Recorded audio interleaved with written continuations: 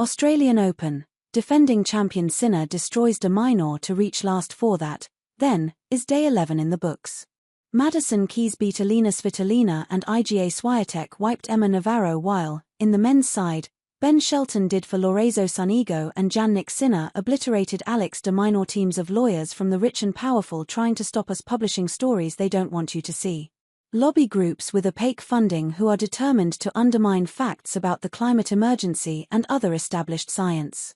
Authoritarian states with no regard for the freedom of the press. Bad actors spreading disinformation online to undermine democracy. Asterisk. But we have something powerful on our side. We've got you. The Guardian is funded by readers, like you in Bangladesh, and the only person who decides what we publish is our editor.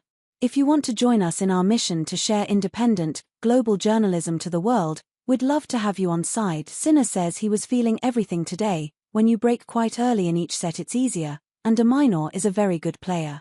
They know each other quite well and try to understand each other's game, preparing in the best possible way, but if you drop things can change very quickly, so he's very happy with his performance today.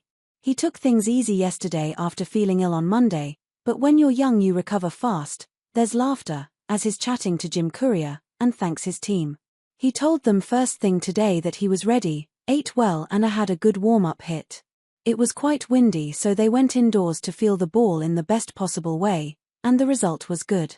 Last evening, he watched Djokovic v Alcaraz all the way to the end as he knew he could sleep long thereafter. He says theirs is the best rivalry in tennis and it was a great match with great rallies. Otherwise, he won't predict Djokovic v Zverev, so Courier tells him he's being told to keep things going because things finished so early. I'm not the best entertainer, he laughs. The says Shelton is a good player and his lefty serve means different rotations on the ball. But he'll try and return as many serves as possible, stay concentrated and stay aggressive. He's working as hard as he can to be as good as he can, and that's very very hard and very very good, as far as his athletic gifts can take him. I'm afraid he may be destined to just be the 8th best player in the world, a pretty decent state of affairs, even for a manically driven sportsman. Sinner 6-3 6-2 6-1 de Minaur *A forehand onto the line, then a tremendous return followed by an inside-out backhand winner, 0-30, and this has been ruthless, near faultless from the champ. And though de Minaur nabs 15, Sinner somehow takes a backhand from behind him, while backpedaling, and spirits it down the line for another winner, raising 2 match points. The first disappears via service winner, but a booming backhand onto the line incites de Minaur to go long, and the kicking is complete, done and done in an hour 48. Sinner was spectacular tonight, and the scary thing is he can play better than that. Demon did all he could. Sinner 6-3 6-2 5-1 de Minaur a service winner and an overhead winner, then a long forehand, 30-15. Then 40-15, a glorious backhand winner from the corner, and the champ is a game away. So to him from here, I can't see that Djokovic, having beaten Alcaraz hurt in a physical match, can beat Zverev than him, which leaves the German, Sinner 6-3 6-2 4-1 de Minaur *. This match as good as over, it's hard not to think of the next, and Ben Shelton will present Sinner with more of a challenge. He's got a big serve with the lefty angle and gigantic forehand, has beaten Sinner on hard, and will believe he can get it done. De Minaur holds to love, and is on the board in set 3. Sinner 6-3 6-2 4-0 de Minaur a long rally, de Minaur trying everything, but eventually he nets, and that's the crux of it. He can beat more powerful players with consistently, but what if a more powerful player is yet more consistent? That's this, I'm afraid, and Sinner makes 40-0 with a service winner. Tim cites Federer's 17-0 record over Ferrer as a comparator, then the champ closes out.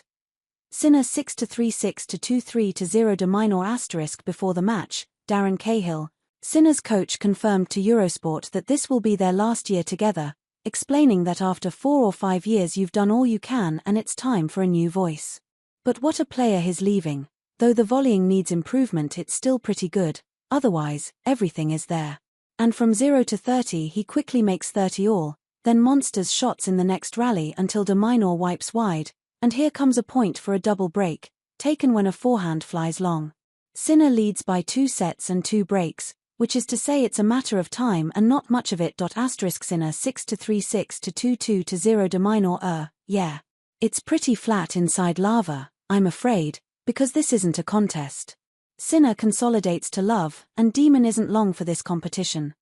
Sinner 6-3 6-2 1-0 de Minaur * Sinner wafts a backhand long for 0-15, but de Minaur then nets. He'll be relieved to see the Italian send a backhand wide next point.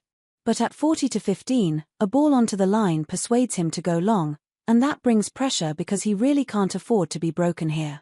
And he might be, because he whacks a forehand long, raising deuce, then nets to hand over breakpoint, and that's not really surprising. The constant jeopardy must be extremely mentally taxing.